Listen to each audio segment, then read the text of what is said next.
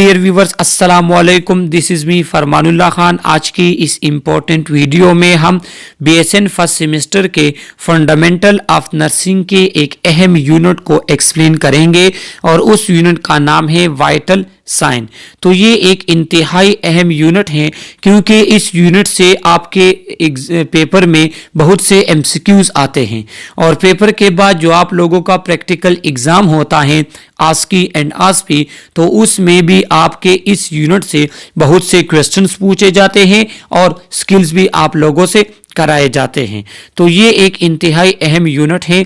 इस यूनिट में हम एक्सप्लेन करेंगे कि हमारे बॉडी का जो टेम्परेचर होता है तो ये हमारे पास किन किन फैक्टर्स पे डिपेंड करता है। हम बॉडी के टेम्परेचर को किस तरह मेजर करेंगे, बॉडी के टेम्परेचर में कौन सी चेंजेस आते हैं, फीवर किसे कहते हैं, फीवर के टाइप्स कौन कौन से हैं। इसके बाद हमारे पास सेकेंड पार्ट होगा कि ब्लड प्रेशर किसे कहते हैं, ब्लड प्रेशर को हम किस तरह मेजर करेंगे, ब्लड प्रेशर कौन से फैक्टर पे इफेक्ट करता है, वो कौन कौन से कंडीशन है जिसमें हमारे पास ब्लड प्रेशर में चेंजेस आते हैं और हमारे बॉडी का वो कौन सा पार्ट है जो ब्लड प्रेशर को कंट्रोल करता है। इसके बाद हम एक्सप्लेन करेंगे रिस्पायरेटरी रेट क्या होता है, किस कौन कौन से फैक्टर पे रिस्पायरेटरी रेट जो है वो डिपेंड करता है, इफेक्ट होता है कौन कौन से फैक्टर से, हमारे बॉडी या ब्रेन में वो कौन सा पार्ट है जो रिस्पायरेटरी रेट को मेंटेन रखता है, रेगुलेट रखता है। इसके बाद हमारे पास होगा पल्स। पल्स किसे कहते हैं, पल्स हम किस तरह मेजर करेंगे, पल्स कौन से फैक्टर पे इफेक्ट करता है।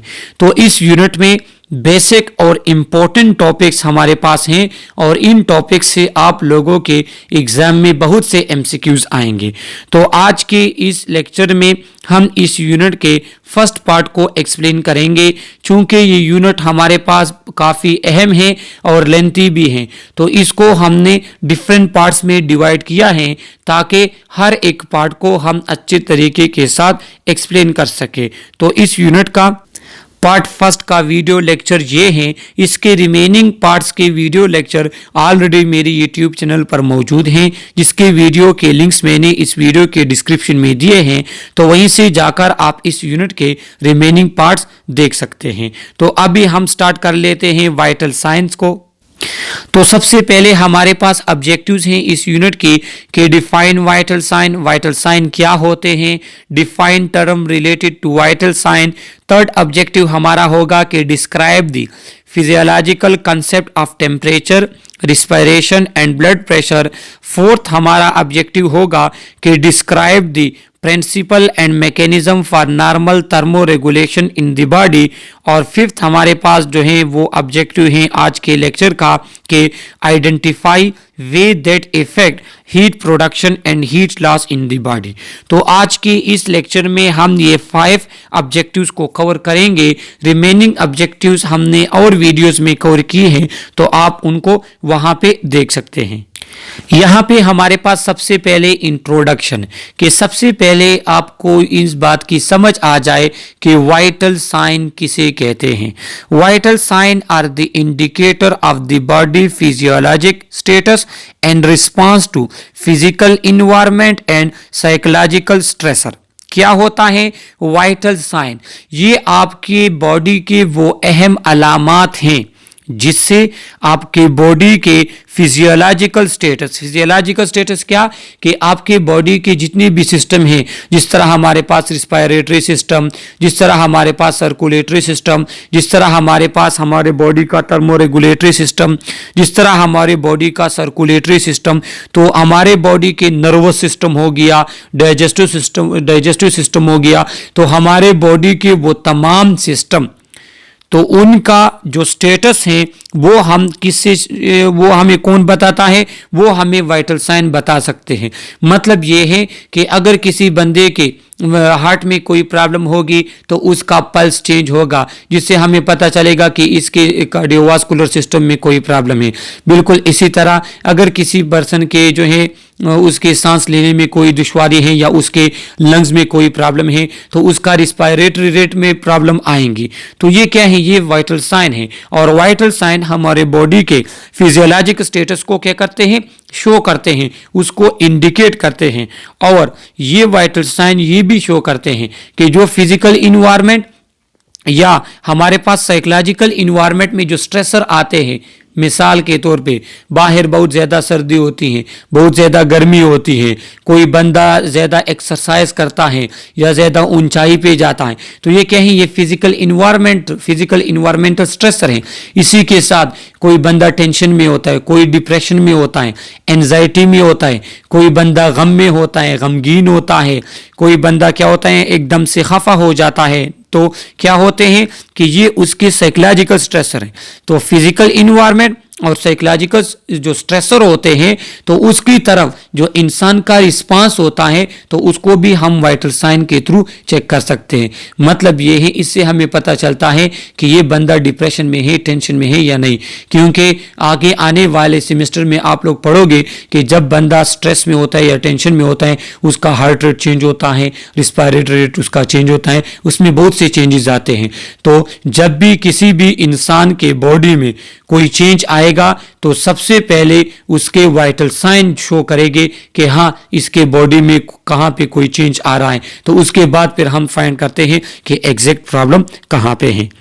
The vital sign are the cardinal sign are temperature, pulse, respiration and blood pressure. The finding are governed by vital organ. क्या होता है कि वाइटल साइन में क्या क्या है, आगे भी हम पढ़ेंगे। देखो, वाइटल साइन को कार्डिनल साइन भी कहते हैं। कार्डिनल साइन इनकी इंपॉर्टेंस की वजह से कि वाइटल साइन ही वही अलामात हैं जिसमें हमारे पास टेम्परेचर आता है, जिसमें हमारे पास पल्स आता है, जिसमें हमारे पास रिस्पायरेशन आता है और जिसमें हमारे पास ब्लड प्रेशर आता है, जो जिसको एक एक करके आने वाले वीडियोस में हम एक्सप्लेन करेंगे। तो ये वो साइन होते हैं जो हमारे बॉडी के वाइटल ऑर्गन्स जो होते हैं, इंपॉर्टेंट ऑर्गन्स जो होते हैं, उनके फंक्शन को ये हमें शो करते हैं। जिस तरह वाइटल ऑर्गन में दिल आ गया, दिल एक इंपॉर्टेंट ऑर्गन है, ब्रेन आ गया, ब्रेन के बाद हमारे लंग्स आते हैं। तो ये जो इंपॉर्टेंट ऑर्गन है, इनका जो फंक्शन है, ये हमें शो करता है वाइटल साइन। तो जब भी आपसे कोई पूछे कि वाइटल साइन क्या है, तो आपने बताना है कि ये वो अलामात हैं जो हमारे बॉडी के इंपॉर्टेंट ऑर्गन के फंक्शन को शो करता है। और इसमें टेम्परेचर आता है, पल्स आता है, रिस्पायरेशन आता है और ब्लड प्रेशर आता है। यहां पे वाइटल साइन की प्रॉपर डिफिनीशन है कि vital sign are called cardinal sign because of their importance की वजह से इसको कार्डिनल साइन भी कहते हैं। और मैंने आपको बताया कि इंपॉर्टेंस इसलिए है कि वाइटल साइन आपके बॉडी के जो मेजर ऑर्गन है और उनके फंक्शन है, उनके बारे में बताता है, इसलिए ये इंपॉर्टेंट साइन है। This are the indicator of health status as this indicate the effectiveness of circulatory, respiratory, neural and endocrine function. तो ये आप एमसीक्यूज के लिए भी के तौर पे भी याद कर सकते हैं कि जो वाइटल साइन है, ये हेल्थ स्टेटस को इंडिकेट करता है कि एक बंदे का हेल्थ किस स्टेट पे है। उसका सर्कुलेटरी, जो उसकी ब्लड सर्कुलेशन उसके बॉडी में होती है, उसकी रिस्पायरेशन, उसकी न्यूरल कहते हैं आपके ब्रेन स्पाइनल कार्ड का जो फंक्शन है, जो आगे जाके हम एक्सप्लेन करेंगे कि ये किस तरह डिनोट करता है। उसके एंडोक्राइन बॉडी फंक्शन, जो उसके मेटाबॉलिज्म वगैरह में हेल्प आउट करते हैं। तो ये इन तमाम सिस्टम के बारे में आपको एक अहम मालूमात देता है। इस वजह से ये आपके पास कार्डिनल साइन इनको कहलाते हैं। मेन जो हमारे पास वाइटल साइन है वो temperature, pulse, respiration, blood pressure, ये हमारे पास मेन 4 वाइटल साइन है। अब ऑक्सीजन सेचुरेशन और पेन भी इनमें इंक्लूड किया गया है। तो ये क्या है, ये वाइटल साइन की सिंपल डेफिनेशन है। अब ये इंपॉर्टेंट पॉइंट्स स्लाइड हैं एग्जाम्स के हवाले से, और इससे आपका सिनेरियो बेस्ड क्वेश्चन भी आ सकता है कि when to take vital sign. देखो, हमने आपको बताया और आगे जाके हम जो है एक्सप्लेन भी करेंगे कि वाइटल साइन में हमारे पास टेम्परेचर, पल्स, ब्लड प्रेशर और रिस्पायरेटरी रेट होता है, सही है। तो अब ये कहते हैं कि हम इसको कब वाइटल साइन को मेजर करेंगे। सबसे पहले अपॉन एडमिशन, जब किसी पेशेंट का एडमिशन होता है वार्ड में, जब वो वार्ड में एडमिट होता है, तो सबसे पहले हम उसके वाइटल साइन चेक करते हैं, जो हमें डिनोट करता है कि इस पर्सन की हेल्थ कंडीशन क्या है, कि उसी के मुताबिक फिर हमने इंटरवेंशन करने होते हैं, हमने उसको इलाज देना होता है। मिसाल के तौर पे एक पेशेंट मेरे पास आ गया, मैंने वाइटल साइन चेक किए, अब उसका रिस्पायरेशन सही नहीं है, उसका ऑक्सीजन सेचुरेशन कम है, तो मैं क्या करूंगा, मैं फिर उसको ऑक्सीजन लगाऊंगा। तो सबसे पहले हम क्या करते हैं कि जब पेशेंट की एडमिशन होता है वार्ड में, तब हम वाइटल साइन चेक करते हैं। Second, on a routine base, her ward का अपना रूटीन होता है, हर पेशेंट की जो पेशेंट टू पेशेंट डिपेंड करता है। कि हमारे पास अक्सर वार्ड में दिन में 2 मरतबा वाइटल साइन चेक किए जाते हैं, कहाँ पे हॉस्पिटल में दिन में 4 मरतबा वाइटल साइन चेक किए जाते हैं। तो रूटीन बेस पे भी हम वाइटल साइन चेक करेंगे, जो हमें बताएगा कि ये पर्सन की हेल्थ स्टेटस कैसा है, उसमें इंप्रूवमेंट आ रही है या नहीं आ रही। Before and after invasive procedure, कोई भी सर्जिकल कोई इन्वेजिव प्रोसीजर हो रहा है जिसमें पेशेंट को कट लगना है, तो उससे पहले और बाद में हम वाइटल साइन चेक करेंगे, जो हमें बताएगा कि प्रोसीजर से पहले उसके हेल्थ स्टेटस क्या है, प्रोसीजर के बाद उसका हेल्थ स्टेटस क्या है। फोर्थ हमारे पास before and after administration of medication. Medication, जब एडमिनिस्ट्रेशन ऑफ मेडिकेशन किसे कहते हैं, किसी पेशेंट को मेडिसिन देना या मेडिसिन लगाना। तो मेडिसिन लगाने से पहले और बाद में भी हम वाइटल साइन चेक करेंगे। क्यों? इससे हमें यह पता चलेगा कि ये जो मेडिसिन हम दे रहे हैं, आया इस मेडिसिन का उस पर्सन के हेल्थ पे कोई बुरा असर तो नहीं। मतलब ये है, पहले मैंने वाइटल साइन चेक किए, पेशेंट को मेडिसिन दिए, उसके बाद मैंने वाइटल साइन चेक किए, उसमें कोई चेंजेस आ गई, तो फिर हम देखेंगे कि आया ये इस मेडिसिन के साथ नॉर्मली ये चेंजेस आते हैं या इस मेडिसिन ने कोई रिएक्शन तो नहीं किया।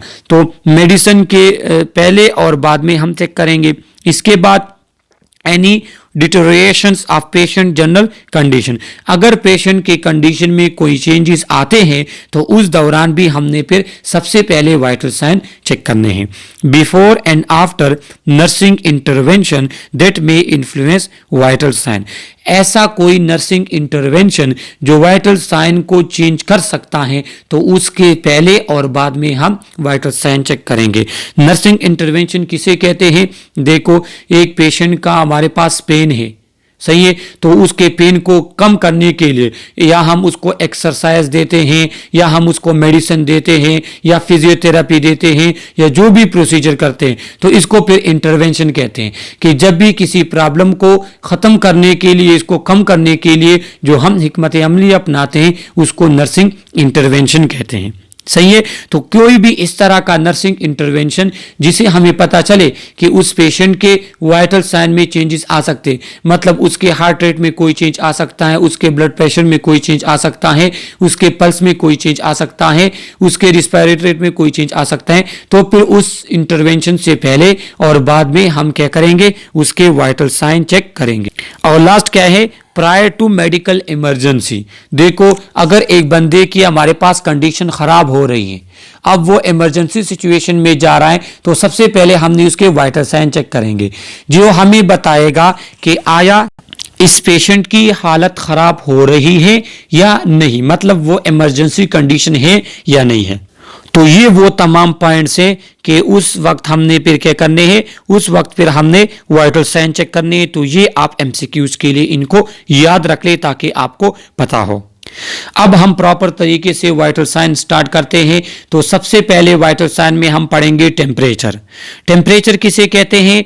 Body temperature, it is the hotness और coldness of the body. Simple अगर डिफिनीशन कही जाए टेम्परेचर की, तो ये हमारे बॉडी के हॉटनेस या कोल्डनेस को कहते हैं।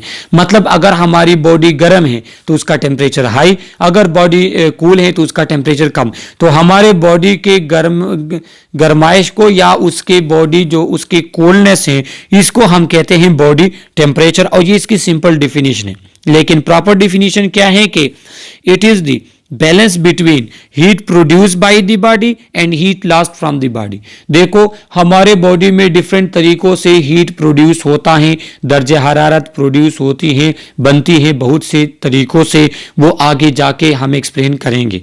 और बहुत से तरीकों से हमारे बॉडी से दर्जा हरारत जाती है। तो अगर हमारे बॉडी में हीट के प्रोडक्शन और हीट के लॉस में बैलेंस आ जाए, तो उस बैलेंस को कहते हैं टेम्परेचर। सही है, ये क्या है? ये बैलेंस है हमारे बॉडी के हीट प्रोडक्शन और हीट लॉस में। और यहाँ पे इन्होंने दिया है कि heat produce minus heat loss is equal to body temperature. अगर आपके पास हीट ज्यादा प्रोड्यूस होती है और लॉस कम होती है तो फिर बॉडी का टेम्परेचर क्या हो जाता है, हाई हो जाता है। लेकिन अगर आपके पास टेम्परेचर हीट प्रोड्यूस होती है कम लेकिन हीट लॉस आपके बॉडी से ज्यादा है तो फिर बॉडी का टेम्परेचर आपके पास क्या होगा, बॉडी का टेम्परेचर आपके पास कम होगा। हीट कैसे प्रोड्यूस होती है और हीट कैसे लॉस होती है तो ये आगे स्लाइड में हम पढ़ेंगे। यहाँ पे आपको सिर्फ इतना पता होना चाहिए कि जो हीट प्रोडक्शन और हीट लॉस इसके बैलेंस को हम कहते हैं body temperature. Mainly body temperature के दो टाइप्स हैं, एक हमारे पास है कोर टेम्परेचर, एक हमारे पास है सरफेस टेम्परेचर। कोर टेम्परेचर किसे कहते हैं, एक इंपॉर्टेंट बात बताता चलूं कि ये आपके एमसीक्यूज में आ सकता है, ये कोर टेम्परेचर और सरफेस टेम्परेचर। तो कोर टेम्परेचर से अक्सर एमसीक्यूज आता है कि हमारे पास कौन सा टेम्परेचर कोर होता है।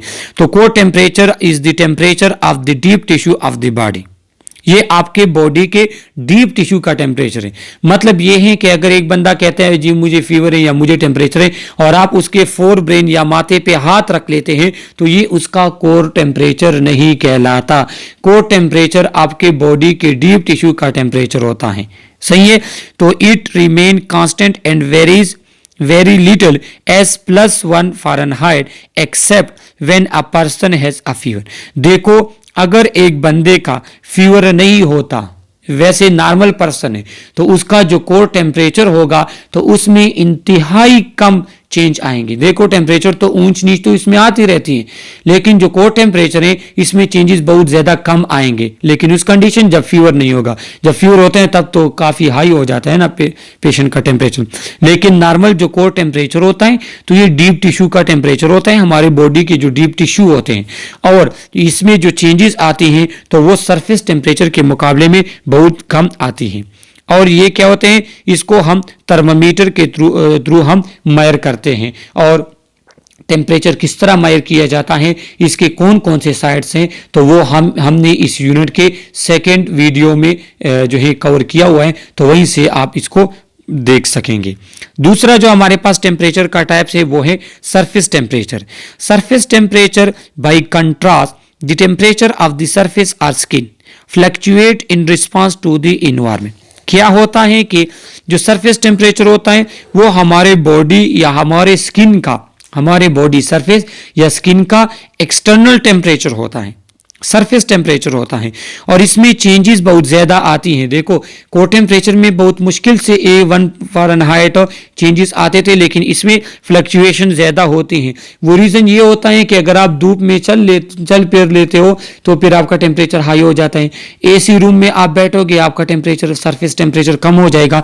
तो इसकी जो फ्लक्चुएशन होती है तो वो बाहर के इन्वायरमेंट के मुताबिक होती है, लिहाजा जो सरफेस टेम्परेचर होता है उसमें ऊंच नीच बहुत ज्यादा आती है। इसके बाद नॉर्मल बॉडी टेम्परेचर, तो normal body temperature is not an exact point on a scale but a range of temperature. ये कोई एग्जैक्ट पॉइंट नहीं है, मतलब इसकी एक वैल्यू नहीं है कि आपको बता दे कि जी इतना टेम्परेचर है, नहीं, ये एक रेंज होता है। क्योंकि बहुत सी चीज़ें आती हैं ना, हमारे बॉडी में बहुत से सिस्टम एट अ टाइम काम करते हैं, तो कभी टेम्परेचर हाई कभी लो, लेकिन रहता नॉर्मल रेंज में है। अगर नॉर्मल रेंज से हाई होगा तो फिर इसको हम फिर क्या करेंगे, हाइपरथर्मिया या फीवर करेंगे, सही है। When measure orally for an adult, on an average it is between, अगर orally टेम्परेचर किसी भी एडल्ट का चेक किया जाए तो वो 36 से लेके 38 डिग्री सेंटीग्रेड में, या 96.8 फ़ारेनहाइट से 100 फ़ारेनहाइट। तो ये क्या है, ये हमारे पास टेम्परेचर रेंज है। जो नॉर्मल टेम्परेचर है तो ये उसका रेंज है। इस रेंज में अगर किसी भी पेशेंट का टेम्परेचर आता है, किसी भी पर्सन का, तो इसको फिर हम नॉर्मल टेम्परेचर कहते हैं। अच्छा, तो हमने पढ़ लिया कि बॉडी टेम्परेचर किसे कहते हैं, ये हमारे बॉडी के हीट प्रोड्यूस और हीट लॉस के बैलेंस को कहते हैं। कोर टेम्परेचर टिश्यू टेम्परेचर होता है, सरफेस टेम्परेचर हमारे बॉडी के सरफेस का होता है। अब हम पढ़ेंगे कि हमारी बॉडी का जो टेम्परेचर है वो रेगुलेट किस तरह होता है। तो the system that regulate body temperature has 3 main parts, सही है। कि जो हमारे पास सिस्टम है जो हमारे बॉडी का टेम्परेचर को रेगुलेट करता है तो उसके 3 मेन पार्ट्स हैं। एक क्या है, sensor in periphery and in the core. सबसे पहले हमारे बॉडी की जितनी भी पेरिफेरी हैं, हाथ पांव हैं और इंटरनल टिश्यू है, तो उसमें सेंसर लगे होते हैं, सेंसर जो सेंस करते हैं हमारे बॉडी के टेम्परेचर को।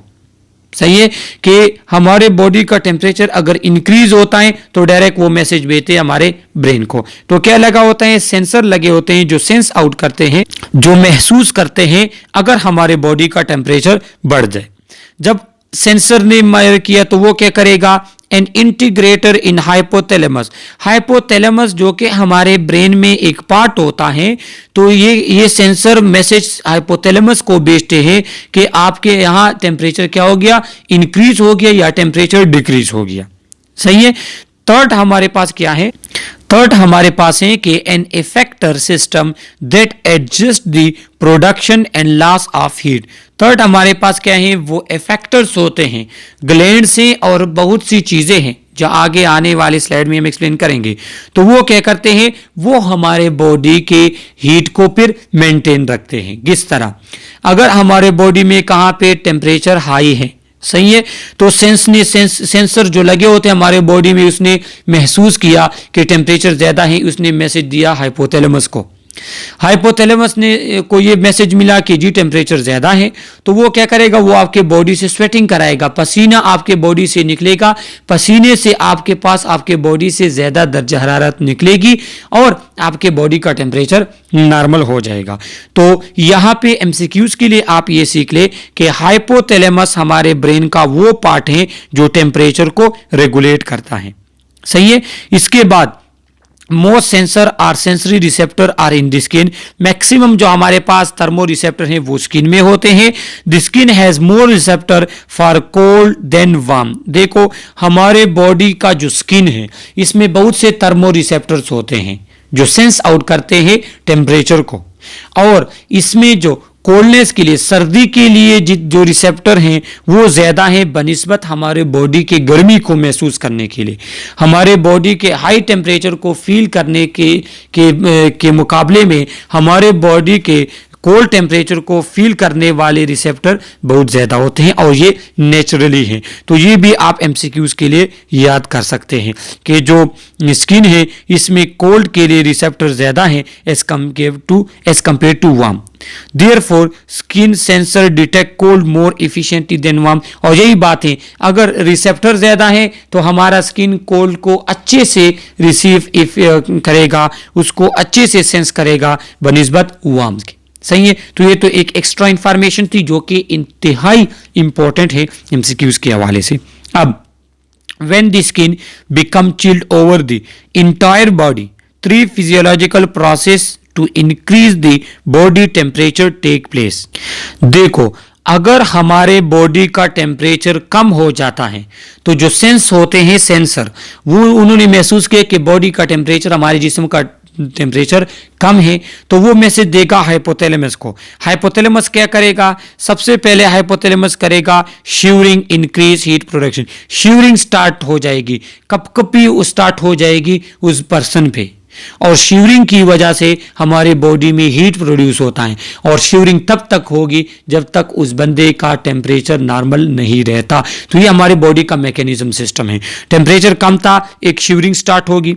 Second, sweating is inhibited to decrease heat loss. जो हमारे बॉडी से, हमारी जिस्म से जो पसीना जा रहा था तो पसीना रुक जाएगा, जो क्या करेगा, जो हीट के लॉस को कंट्रोल कर लेता है, क्योंकि हमारे बॉडी का ऑलरेडी इसी टेम्परेचर कम है और स्वेटिंग के थ्रू हीट और भी लॉस होगा, तो स्वेटिंग क्या हो जाती है, खत्म हो जाती है।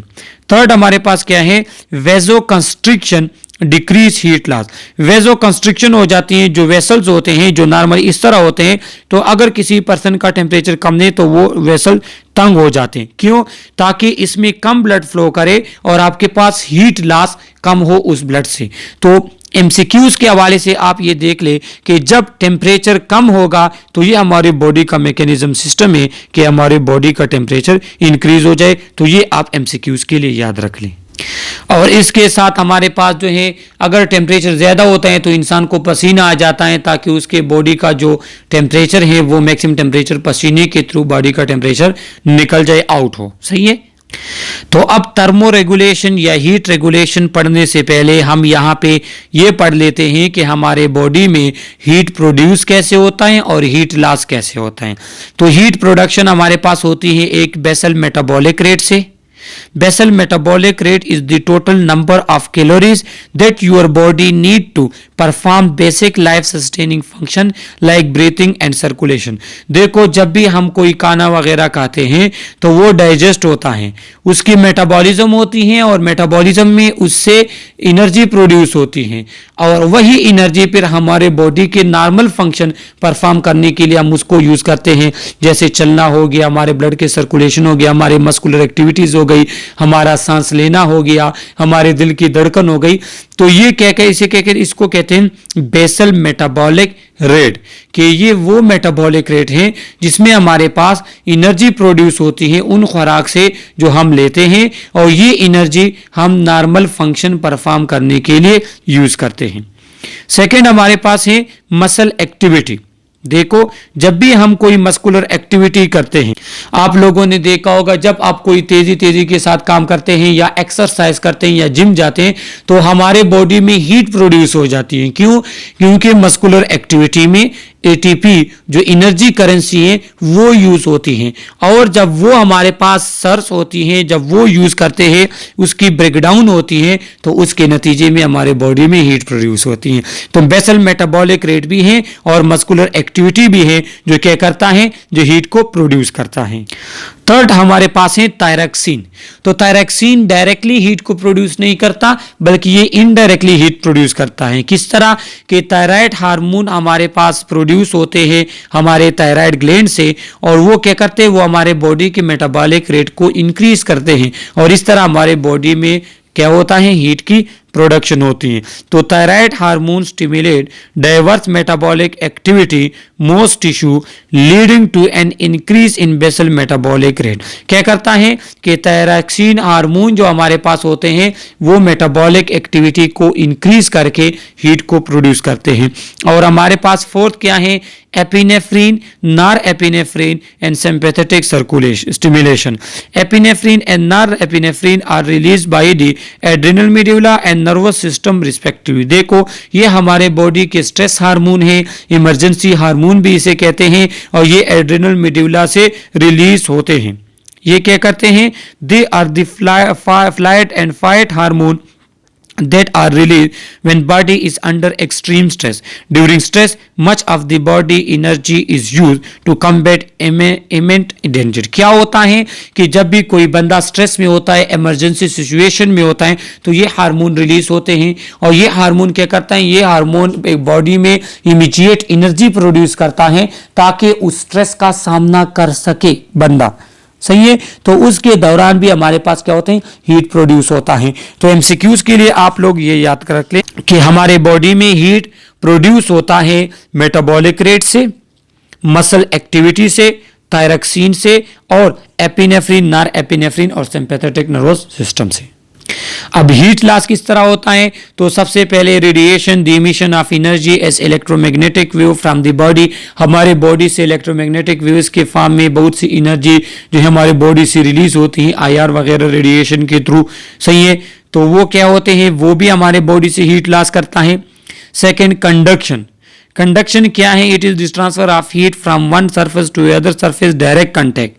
Heat transfer via solid material. देखो आप कोई ठंडी चीज मतलब कोई जो है क्या करते हैं कि मोबाइल वगैरह अगर नॉर्मल नीचे पड़ा हो, ठंडा हो या वैसे उसका टेम्परेचर कम हो, मतलब तो अगर आप उसको 2 मिनट 1 मिनट तक हाथ में ले लेते हैं तो वो गर्म हो जाता है।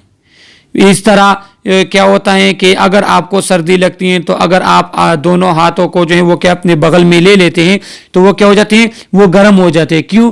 क्योंकि जब आपके बॉडी के सरफेस से कोई चीज प्रोड्यूस टच होती है तो कंडक्शन के थ्रू अगर वो चीज ठंडी है तो आपके बॉडी से हीट जाएगा उसके पास और वो आपके पास क्या होगी, गर्म होगी।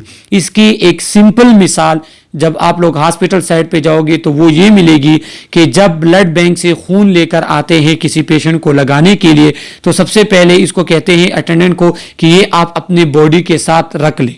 क्यों? क्योंकि वो खून जो है तो वो तो होता है ठंडा वो वहाँ पे फ्रीज़र वगैरह में उन्होंने रखा होता है ताकि उसका टेम्परेचर कम हो, ताकि वो ख़राब ना हो। तो वो क्या करते हैं, वो अब अगर आप बॉडी के साथ लगा लेते हैं तो कंडक्शन के थ्रू हीट उसमें जाती है और उसका टेम्परेचर नॉर्मल तक आ जाता है।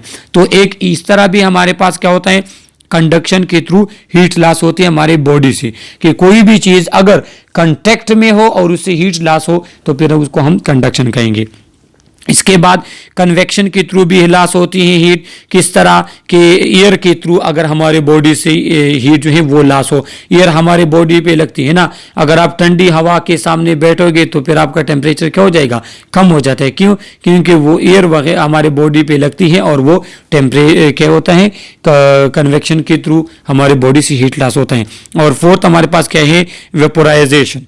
वेपोराइजेशन क्या है कि जो हमारी बॉडी का हीट है वो किसके फॉर्म में जाता है, वेपर्स के फॉर्म में हमारे बॉडी से जाता है। Evaporation is continuous evaporation of moisture from respiratory, और ये रिस्पायरेटरी ट्रैक से भी होता है, म्यूकोजा से भी होता है और स्किन से भी एवापोरेशन के थ्रू हमारे बॉडी से हीट लॉस होती है। तो ये भी आप एमसीक्यूज के लिए याद रख लें कि ये हमारे पास वो प्रोसेस है जिसके थ्रू हमारे बॉडी से हीट लॉस होता है। तो अभी आपको हीट प्रोडक्शन और हीट लॉस का पता चल गया। अभी हम एक्सप्लेन करें कि थर्मो रेगुलेशन किस तरह होता है हमारे बॉडी में। Body temperature is regulated by balancing the amount of heat the body produce with the amount of heat the body loss. कि टेम्परेचर तब रेगुलेट रहेगा कि जब हीट प्रोडक्शन और हीट लॉस इसमें बैलेंस हो। Body heat is produced as a byproduct of metabolism, which is sum of all biochemical and physiological process that take place in the body। तो ये मैंने आप लोगों को बता दिया कि हम कोई खाने वगैरह की चीज़ ले लेते हैं, स्टमक में डाइजेशन होती है तो उसकी मेटाबॉलिज्म होती है और इससे हीट प्रोड्यूस होता है। इसमें बायोकेमिकल रिएक्शन इसलिए इसको कहते हैं कि उसमें इंजाइम्स वगैरह ऐड होते हैं, लार्ज मालिक्यूल छोटे मालिक्यूल में कन्वर्ट होता है, इसलिए इसको बायोकेमिकल रिएक्शन भी कहते हैं। तो इसमें क्या होता है, इसमें हीट प्रोड्यूस होती है। The hypothalamus, a gland located in the brain, act as a thermoregulator। ये आप एमसीक्यूज के लिए याद रख ले कि हमारे ब्रेन का हाइपोथैलेमस जो है वो एज अ थर्मोरेगुलेटर काम करता है। It is able to adjust body temperature that result in either increasing or decreasing heat production throughout the day। क्या करता है कि ये हमारी बॉडी के टेम्परेचर को एडजस्ट करता है, अगर ज़्यादा है तो इसको लो करने की कोशिश करता है, अगर लो है तो उसको बढ़ाने की कोशिश करता है। लेकिन आप लोगों के जहन में क्वेश्चन आ सकता है कि सर अगर ये रेगुलेट करता है तो फिर फीवर में हम टेम्परेचर को कम करने के लिए पेनाडोल वगैरह टेबलेट क्यों लेते हैं।